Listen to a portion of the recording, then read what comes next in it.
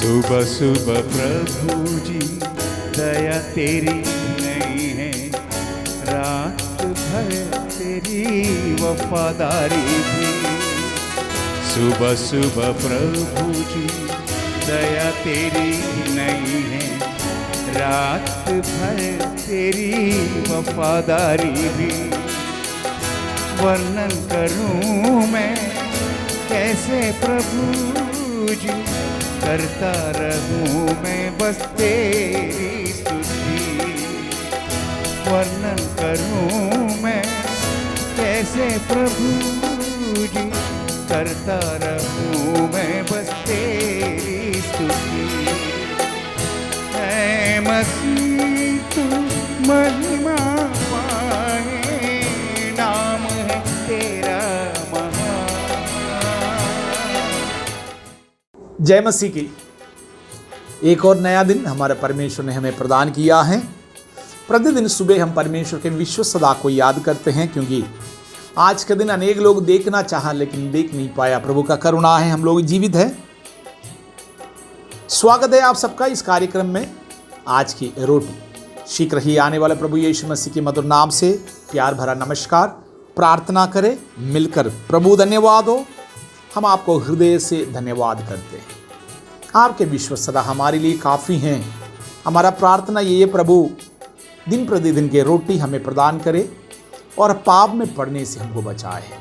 हम आज के दिन अनेकों के लिए आशीष का कारण रहे, हमारे जीवन बहुतों के लिए लाभदायक रहे। मसीहा के स्वभाव हम में आए।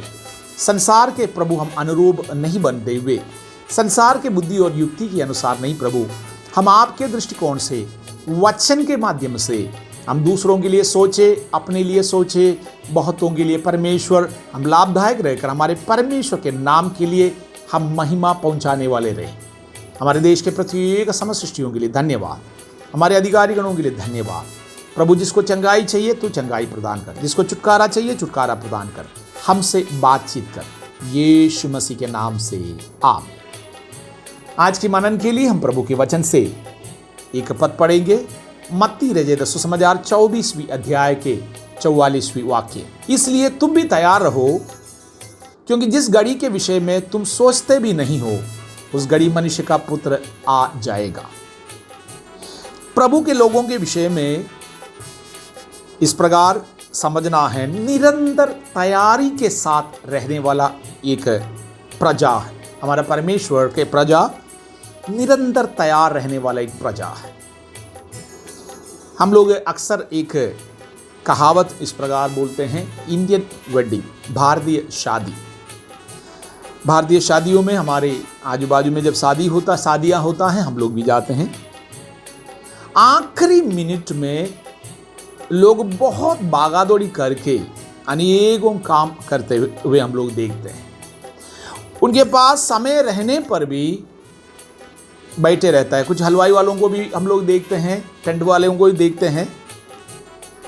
बेशक वो एक दिन पहले आ जाएगा, लेकिन आखिरी मिनट में जब दुल्हा आते हैं, उसी समय पर वो कारपेट बिछाने जाएगा और खाने की तैयारी करता है लास्ट में। इसलिए भारतीय विवाह कहा जाता है। लेकिन प्रभु के लोग अपने आत्मीय जीवन में भारतीय विवाह के दृष्टांत नहीं अपनाए। प्रभु के लोग हर समय पर तैयारी के साथ रहने वाला एक पीढ़ी है, प्रजा है। कौन कौन सी बातों में हमारा तैयारी रहना चाहिए? अनेकों बातें बाइबल में लिखा है, लेकिन कुछ बातें, लगभग 7 बातें मैं आपके सामने रखना चाहता हूँ। उसमें से प्रथम, प्रभु के वचन सीखने के लिए, सिखाने के लिए निरंतर हम तैयार रहे। प्रभु के वचन में जीवन है। ये जीवन के वचन जितना हम लोग सीखेंगे, अशुद्धि और अंधकार हमारे जीवन से दूर रहता। अगर वचन सीखने के लिए आपके अंदर तैयारी या तात्पर्य नहीं होगा, आप प्रभु के साथ की आत्मीय जीवन आपका उत्तम नहीं होगा। इसलिए सबसे प्रथम प्रभु का जीवन के वचन, जो प्रभु के वचन इसलिए हमें दिया गया है, हमारे जीवन के प्रत्येक कमी कटियों को काट कर अलग करने के लिए। पवित्र आत्मा इसलिए हमें दिया गया है, पाप, धार्मिकता और न्याय के विषय में हमें निरंतर स्मरण दिलाए। पवित्र आत्मा स्मरण तब दिलाते हैं जब हमारे अंदर प्रभु के वचन रहेगा। उन वचनों के स्मरण बार बार पवित्र आत्मा दिलाएगा, जिससे कि हम लोग पाप से बचे रहेंगे, अशुद्धि के मार्गों में हम नहीं जाएंगे। इसलिए सबसे पहला तैयारी एक मनुष्य का होना चाहिए वचन सीखने के लिए। वचन सीखा हुआ लोग दूसरों को सिखाने के लिए आमीन निरंतर तैयार रहे। दूसरा, दाऊद कहता है भजन संहिता 5वें अध्याय के 3 वाक्य में, प्रभु सुबह सुबह प्रतिदिन सुबह मैं आपसे सुनने के लिए बाट जोता रहता हूं। अर्थात वो आराधना देता है, प्रभु से सुनता, आराधना के लिए तत्पर रहने वाला, तैयार रहने वाला। जहां अवसर मिलता है स्तुति के गीतों से, परमेश्वर के महिमा प्रशंसा के गीतों से हम निरंतर आराधना करेंगे। जितना आराधना करते हैं हमारे परमेश्वर के और हमारे बीच का संबंध उत्तम और उचित हो जाते हैं और हमारे लिए स्वर्ग में बड़े प्रतिफल भी हैं। तीसरा, हमारा तैयारी रहना चाहिए अच्छे कामों को करने के लिए। अच्छे कामों को करने के लिए निरंतर हमारा स्वभाव, तैयारी का मतलब हमारा स्वभाव यही है। ये स्वभाव हम त्याग नहीं सकता। जैसे परमेश्वर कहता है मैं अपना स्वभाव छोड़ नहीं सकता। प्रभु के लोग, आपको परमेश्वर ने चुनकर लाला किया है, इसलिए आपके जीवन का तैयारी है उत्तम काम हर समय पर हम लोगों से हो, उसका एक तैयारी हमारे जीवन में रहना चाहिए। चौथी बात है परीक्षा के समय पर स्थिर रहने के लिए या परीक्षाओं के सामना करने के लिए एक तैयारी। इस बात को जान जाइएगा, परमेश्वर के लोगों के जीवन में परीक्षा आएगा, परख आएगा। वचन में लिखा है धर्मी जन 7 बार भी गिरे, प्रभु उसको फिर से हाथ पकड़कर खड़ा करेगा। हमारे परमेश्वर ने ये नहीं कहा आत्मीय जीवन एक लड़ाई का जीवन है। अंधकार की आत्मा से, दुष्ट आत्माओं से, अशुद्धि की आत्माओं से हमारा निरंतर लड़ाई रहता है, शरीरी लालसाओं से लड़ाई रहता है। इस लड़ाई में स्थिरता के साथ रहने के लिए एक तैयारी। इसलिए मैंने कहा आखिरी मिनट पर नहीं, पहले से प्रभु के वचनों के द्वारा, प्रार्थना के द्वारा, धार्मिकता के द्वारा हमारे आत्मीय सामर्थ्य और बल हम बढ़ाते रहेंगे, जिससे कि हम उन दिनों में जो बुराई के दिन हमारे सामने आएंगे, जब गिरने का समय आएंगे, जैसे जोसेफ उनके गिरने के समय पर इस प्रकार कह पाया मैं परमेश्वर के विरुद्ध में पाप नहीं कर पाऊंगा। इसलिए हर एक विश्वासी तैयारी के साथ रहे पापों के, अशुद्धियों के या परीक्षाओं के समय पर स्थिर रहने के लिए। 5वीं बात है हमारे परमेश्वर के आमीन आगमन के लिए हम तैयार रहें।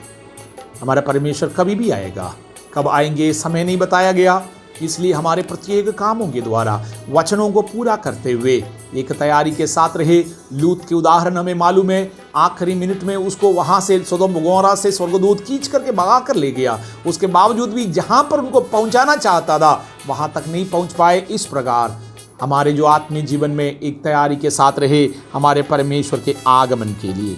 6वीं बात मैं आपसे कहना चाहता हूँ आत्माओं को जीतने की तैयारी के साथ रहे।